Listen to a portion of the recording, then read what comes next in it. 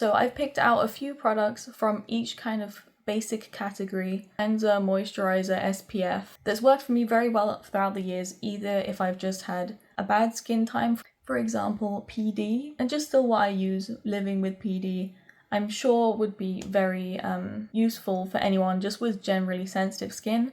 Obviously, quick disclaimer, not everything is going to work the same for everyone. Some of these might irritate you, some of them might not. So obviously, no matter how much confidence I recommend something with, do proceed with caution if your skin is sensitive or if you also have PD especially. So starting out in the first cleanse section of the skincare routine, we have Bioderma's Sensivio H2O micellar water, is that what it's called? Now this is one that I've loved throughout the years, even before I started any of my social media accounts. It's just been a staple for me when I've had sensitive skin or when my skin has been completely normal and quite tolerant. I've still used it. I've gone through many bottles of this throughout my life. Quick note, some of these products have either been gifted or I've bought them or both. So I'll leave a disclaimer in one of the corners if you're interested, just for full transparency if I've been gifted or not. But as always, these are still my own opinions. So it is marketed towards all types and sensitive skin. It has a minimalist formula, only 10 ingredients for maximum efficiency and perfect tolerance of sensitive skin. So I know some micellar waters kind of leave a weird residue on the skin. This one does not do that at all in my opinion. Literally the least residue I've ever had with any micellar water. Nothing comes close to it in my opinion. That being said, I have not tried any K-Beauty or J-Beauty micellar waters, so I'm not sure if they are similar or not. So yeah, this one also, I use it all over the eyes. It does not sting my eyes unless for example I have waterline eyeliner and I really kind of have to scrub to get it off. You're literally inside your eye, so it goes away real quick. Next up, for the first cleanse, we also have the Dermatica Squalane Cleanser. It's described as a cream to oil to milk cleanser, and it does claim to be non-drying, non-irritating even if your skin is sensitive. It also says ideal for balanced to dry skin, so it doesn't exactly mention sensitive skin in that part, but this is just simply one I quite liked. Now we're going into the second cleanse. I would say this is the product I most confidently recommend to sensitive skin, even to perioral dermatitis as well, simply because this is one I was using when my PD was quite bad. Again, quick disclaimer, if you have PD and it's very bad, talk to your doctor.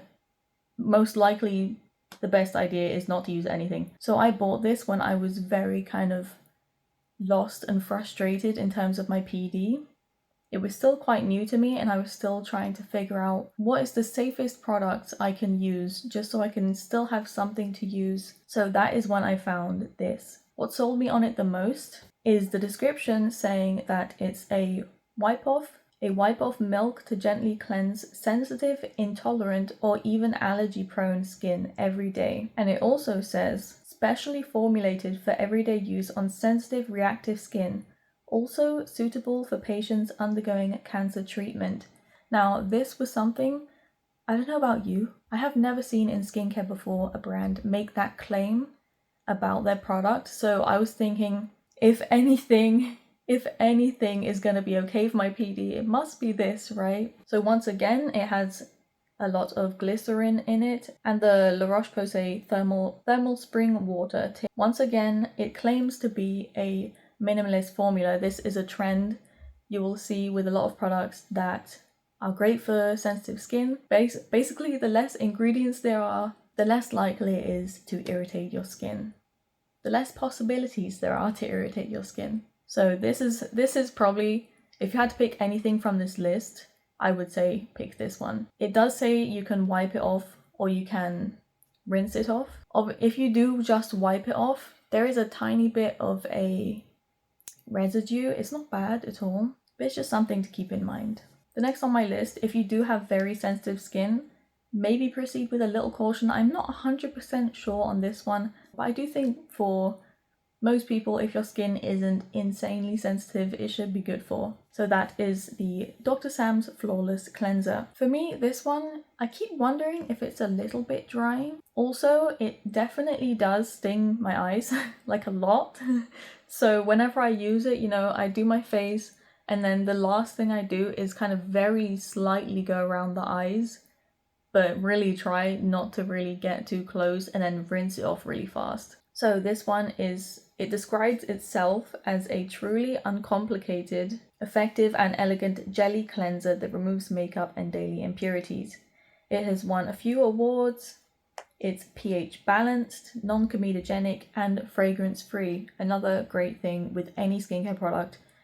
If you have sensitive skin or PD, fragrance free is a great thing to look for. I still use things with fragrance. I do. I haven't I haven't let them go yet because it's in a lot of things, but so it has aloe vera for gentle, calming and hydrating properties, and allantoin for soothing sensitive skin. I can't actually see on the website if it says that it's for sensitive skin or not, but I do think this is one that most people will like. I do think it's kind of as it says, a simple, uncomplicated cleanser. I mean, I do wish it didn't sting my eyes, but that's about it. When I use this one, sometimes it can feel a bit difficult to kind of rinse away completely.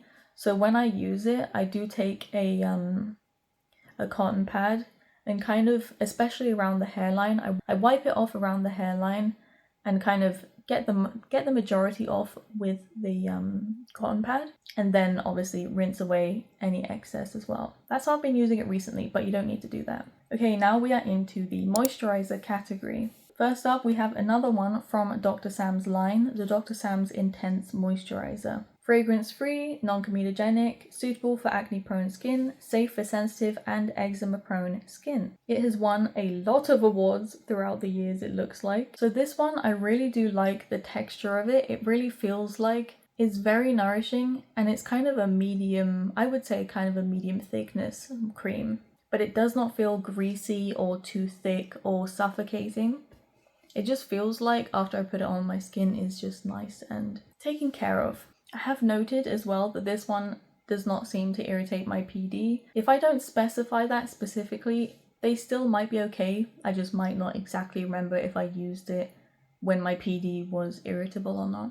Okay, next up we have Dermatica's Soothing Centella Moisturizer. Protect and hydrate oily and combination skin with this lightweight oil-free moisturizer. So this one, I think for daily use for me, is a bit light. I do like to feel a little more hydrated than this one does, but if you have, again, oily skin, or if you just don't like the feeling of anything on your skin, this one does sink in very well, I would say. And yeah, it's just kind of a gel texture. I don't think it irritated my PD at all. But yeah, if you do have dry skin, I don't think this one is enough for you, because I don't think my skin is too dry, and I do feel like I need more than this. Still a really great option though, and it's decently affordable, I would say. This one you might not have heard of before. It's called Lab for You, the Multi-X Repair Cream. I have used up 2 bottles of this, and both times I'm reminded how nice it is, honestly. I would describe how it feels kind of similar to the Dr. Sam's one we just spoke about. It does feel quite nourishing, quite hydrating, and quite caring, but not too thick. And it does claim to be for irritated, sensitive skin and be soothing.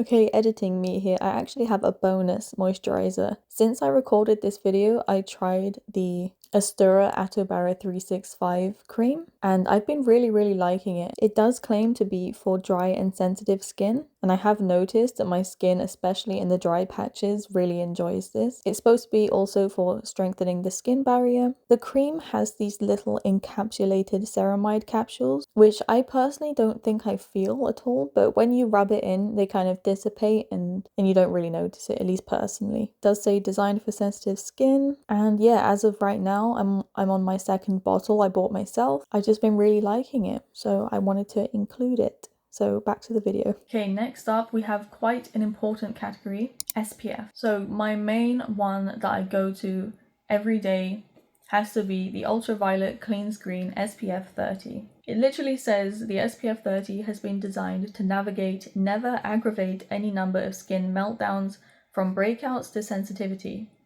This is a weightless, acne-friendly gel skin screen. It is completely free of fragrance, with a clear, natural finish that leaves the skin looking fresh. I don't agree exactly with it having a clear finish. It's definitely not clear. I'm also not sure if I would exactly call it a gel. I would say it's kind of like a, I don't know how to describe it, but it is kind of a mineral hybrid sunscreen. So for my complexion, if you're anywhere around my complexion or lighter, I would say this would work for you because it does leave a white cast, but for me, it looks like it's just evening my skin tone. So unfortunately, if you do have darker skin than me, it might not work. But yeah, this one is it can be a bit finicky to kind of blend out properly. It can look a bit streaky if you don't fully blend it out, but it does not sting my eyes. For me, it's completely worth it because I know it's fine with my skin. I do quite like the pump applicator as well. It makes it easy to see each time how much you need. So if this one does not work for you because of the tint, you may want to check out the Dr. Sam's Flawless Tinted SPF 50. It comes in 4 different tints, which I would say are quite flexible. Obviously, I've only tried the first tint, that's the one that I use. So this is a weightless, all mineral, broad spectrum SPF 50 Skin Perfector. Zero white cast, just nourishing, glowy protection. Non-comedogenic and fragrance free. I will say, I wish this wasn't as glowy as it is.